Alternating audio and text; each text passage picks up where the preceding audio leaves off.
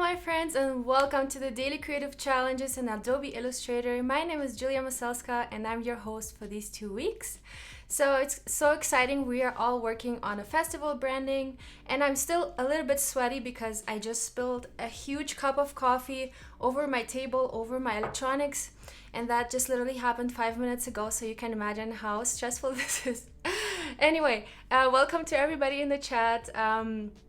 I'm so happy to have you all here. We have Jack, Wade, Matt, Anthony, Nadia, Lamont is here. Cool. Tunch is here. Everybody here. Awesome, guys.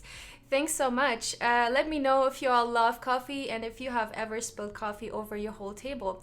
Especially, this huge cup. This huge Christmas cup, and you can imagine how this just looked like. It was all spread over my table. Anyway, Tunch is saying nice haircut. I did not cut any hair yet, but maybe I will do that soon. Cool. Thanks everyone for joining, and let's jump right into it because I know you guys are so excited to do today's Daily Creative Challenge. So to participate in the challenge, you go onto behance.net/challenge/illustrator, and this is where you can access all the information needed to participate in the Daily Creative Challenge.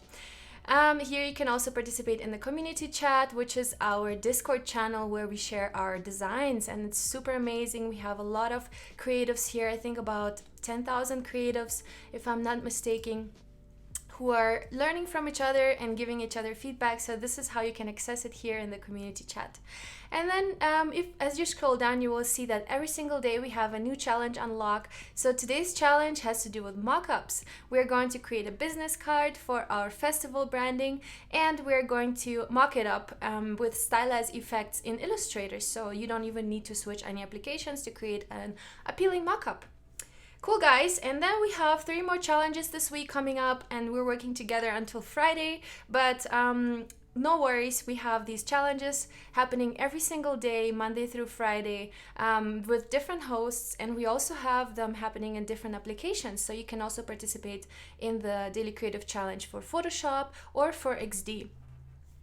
Awesome, but today we're going to be working in Illustrator, and to get the starter file that we are going to be working on, you go here onto the challenge, little window, and you click Get Started, and this is where you can download the file that we are going to be working on in Illustrator. Just feel free to open it, and this is how it's going to be looking like. This is the file.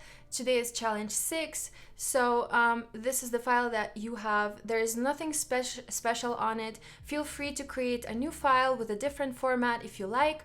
To create a new file, you go into File, New, and then you get this amazing window. And I really love the presets that Illustrator is having here for us. As you can see, there are a lot of different mockups. Here, let's say we want to design something for print. Here you will find a bunch of different print layouts that you can use, and most of them, all of these that are shown here, are free, so feel free to check those out. And if you design something for web, you will also find a bunch of free templates that you can just download and use in your Illustrator. So today we're going to be working on for a web file, so feel free to create a web file, create your name, create your pixel width and height. But for now, I'm going to be working on in my Illustrator file. So guys, so exciting. I am going to be working on my branding that I have already kind of pre-worked on. Feel free to create your own. Mine is a festival branding, and here you will find all the colors that I have saved myself into my libraries. So I can recommend you guys doing that as well. Create a new library or activate the libraries. If you go into Window and click on Libraries, you will be able to activate this pop-up window, and here you can see the different colors that I have saved. To save a color, it is very easy. So let's say you have a colored block, and you want to save this exact same color. You can click onto a little plus that's right here at the bottom. You just click plus, and then you can add the stroke color or the graphic color. And let's say I'm doing this, and now my color appears right here in my libraries, and I can just pull it into my object and just click on it while my object is selected. So this is how this works. And today what we're going to do is we're going to create a business card.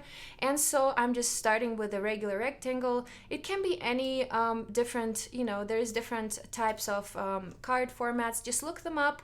And there's, different proportions that you can use for your, my finder is, okay.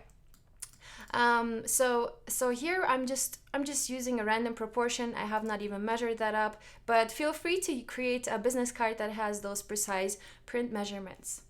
Whew, let me sip some of my coffee. All right, so let's get started. And what I'm going to do now is I'm going to work on it as I've been working on my previous designs. So what I'm going to do now is I'm going to create a couple rectangles like this, and I'm going to make them my brand color. And to remove the stroke, here at the bottom you will find the stroke color, and here you can click on none so that the stroke color disappears, because we don't need the stroke color right now. But if your design requires stroke color, feel free to use that as well. You can make your own decisions just based on the branding that you have. So basically right now what I want to do is I want to create a business card design for the front, and then I'm going to create the business card design for the back. Cool. And Michelle is mentioning color.adobe.com is a amazing site where you can take out color tones from a photo. Color.adobe.com. And here you can take a tour, but I'm not gonna do this because I already know the site very well. And here you can play with the color wheel. You can select different types of colors, can be monochromatic, complementary colors, split complementary, and so on. And you can also click explore, which is a really amazing site. Here you can find different color palettes, and those are inspired by different projects. So here, let's say we want to look for something that has to do with forest colors, so nature colors. And here you will find a bunch of different color palettes that have to do with forest. So let's say you want to save this color palette. All you have to do is you can save it to your library. So you have to be logged in. I am logged in, and you can just you can add it to your libraries. What I was showing you earlier. You will be able to access it in Illustrator directly, or you can also download it as an ASE, which is I think a color code file, and a JPEG. So you can also just drag and drop the files from there. And the cool thing also here, what I love, is the extra gradient. So you can select any file that you have. So let's say I have my file here, which is one of the designs that we've been working on. So here you can just extract the color. Here you can extract the gradient, or you can also just extract the colors from the image. So here I clicked on extract gradient, but here if you click extract theme, you will be able to get the whole color palette. And also what's really awesome is that you can create a color palette and then see how different people see your colors. So it can be really helpful if you're designing something for people with color impairments in their vision.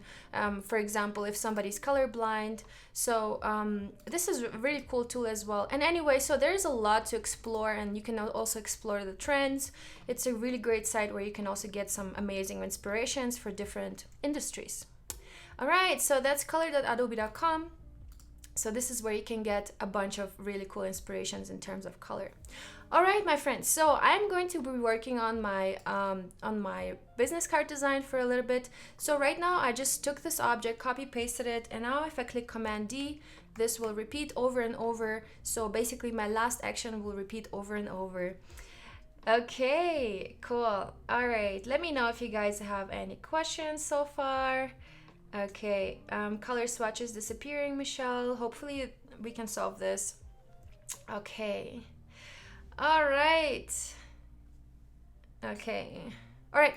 So what I want to do is I want to create my similar type of branding that I have been working on. So I'm working with rectangles and circles, and I'm creating, just basically random pattern. and I'm overlaying circles with rectangles, and I'm overlaying my business card design with all of these shapes. What I want to do now is I want to pull down the circles a little bit. To select all of the circles, I'm clicking on one, holding shift, clicking on the next and on the next, and that way I can also select all of those. Right now what I want to do is I want to divide all of these shapes to create my design. So I'm going into my properties panel, and I'm going into the Pathfinder, and here I'm going into divide.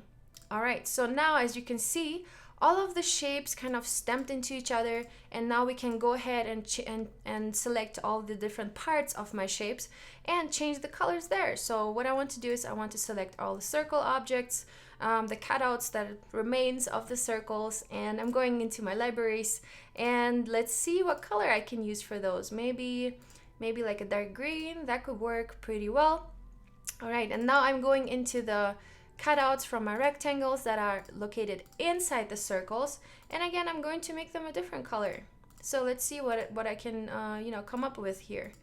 So maybe like a blue. Okay, that works pretty well, and I'm going to I'm going to delete all the remains that are outside my business card design, and I'm going to just delete them. So this could be one design for my business card, and I'm going to create my my logo for my festival. So for that, I'm going to select a rectangle. As I did in the past challenges, I'm going to reuse the same logo that I have created, and with the type tool, I'm just going to type power of design. And here I am going to select my typeface that I have pre-selected for my festival design. Okay, so now if you see this, if your text suddenly disappears and you only see this little plus sign, that means that your typeface is simply too big to fit into this text box. So what you can do is you can extend the text box. Now I'm selecting the whole typeface, and I'm going into my properties panel, and I'm going to just change the size of my type. And so now I have my typeface and I have my rectangle. Now I want to outline my typeface so I can use it as separate objects. For that, I'm selecting my text box, and I'm clicking Command Shift and O. And now I have this, I have my text available as a vector. So I can even go in and change the single vector points here. So I can really modify my typeface in here. So feel free to experiment with that as well. That can be used for creating amazing logos out of existing typefaces. So that's what I also really love doing, just modify the typeface that already exists into something unique. All right, so now what I want to do is I want to select the rectangle and my typeface together. You can also select it like this, and I'm going in and click into minus front. So that will cut out my text inside this rectangle. And what I want to do now is I'm just going to place it on top of my business card, just like we place any kind of logo. And maybe I can, so I can put it in the middle like this. And maybe now that I'm kind of feeling experimental, I can also select all of these and divide them again. So I can divide them again, and now I can go here into the different parts and change the colors maybe. So let's see how that will come out. Let's see, maybe there is a way to make it even more interesting here, and maybe we can create something super cool out of this. So let's see.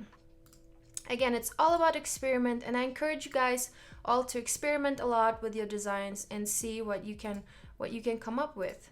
All right, so now everything that's out of a circle is being yellow. So here, don't forget the little parts inside the letters, and those are going to be yellow too. So does that look kind of interesting? I think so. Maybe those I will make the same color of light blue like I have here, like this.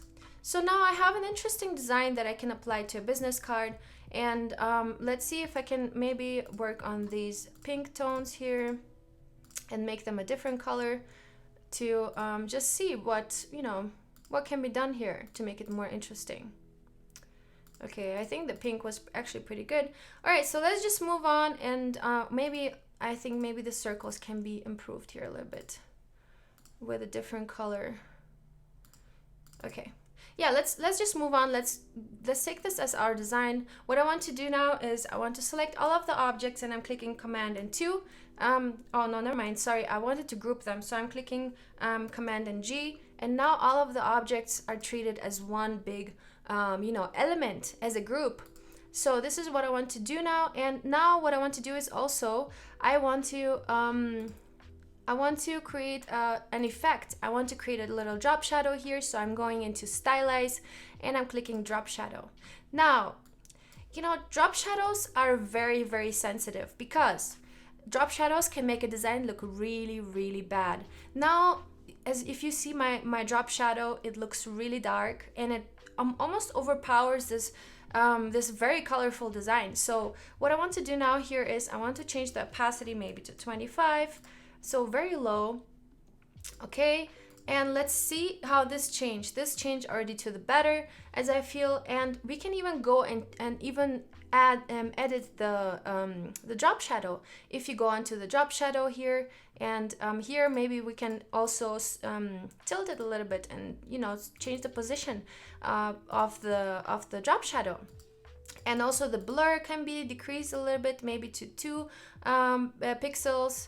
And I'm gonna click OK, and for now I'm pretty satisfied with it. Maybe I would even decrease the opacity even further. Let's say maybe 15% will be even enough, because I kind of want to create a patchwork out of these cards. So what I want to do now is, as a group, I'm going to copy paste this design, and I'm always going to kind of tilt it a little bit to create this feel as if these cards are laying on the table, so I want to create the feel that the cards are already printed and they're just like laying and hanging out on top of a table, and so it looks kind of more realistic. And now that we have the front card design, let's get to the back of the card design real quick and design that. So I'm going to create a similar size rectangle. What I can do is I can also just go ahead and look at the width and height of my rectangle.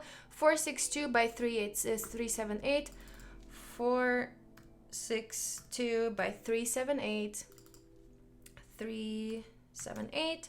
It's a very easy way. I think it takes a rectangle just like that. Let's go ahead and make this one.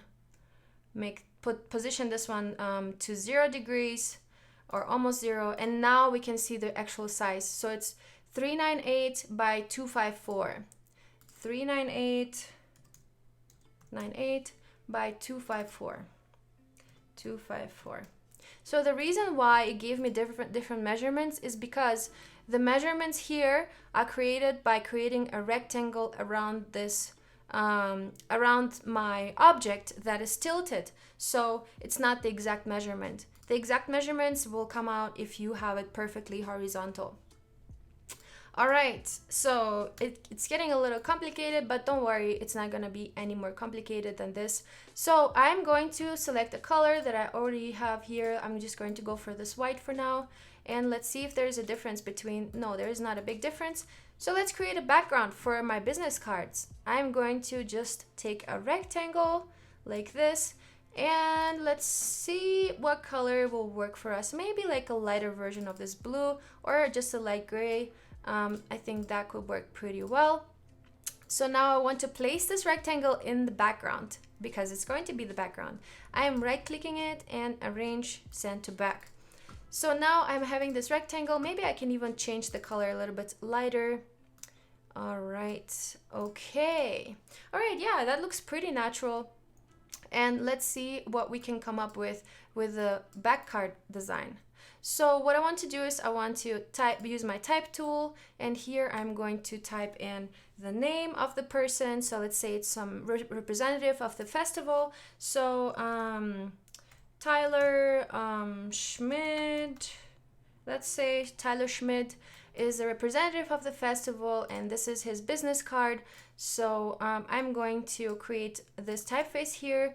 I'm using the typefaces again. I'm using them all the time when working on the branding, because cohesiveness can be created through different aspects. It can be either typeface, it can be color, it can be the arrangement of objects. So as you can see here, I'm always using the same type of design, implementing similar objects, so circles, rectangles, and then they stand in correlation, and wherever they kind of come across each other, the color changes. So this is the concept of my design, and this is the concept of this whole brand, and I'm repeating those things over and over again to create the cohesiveness between all the different things that I'm creating for this brand.